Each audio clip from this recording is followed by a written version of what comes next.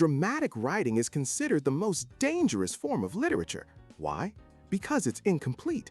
A novel is a finished object, but a script is a blueprint for a living, breathing event.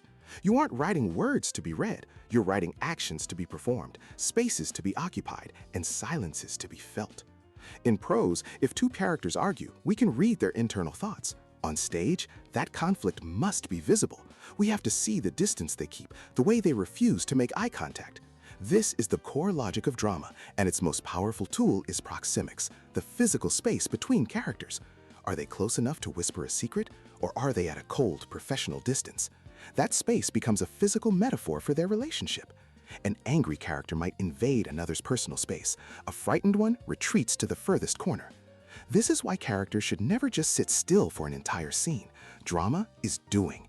They need a physical task, making tea, folding laundry, cleaning a gun, to perform while they talk. The action grounds the scene and reveals character. The dialogue itself isn't real talk either. It's compressed, rhythmic, designed for the ear. Even punctuation becomes an instruction. A dash in the script signals a panicked interruption.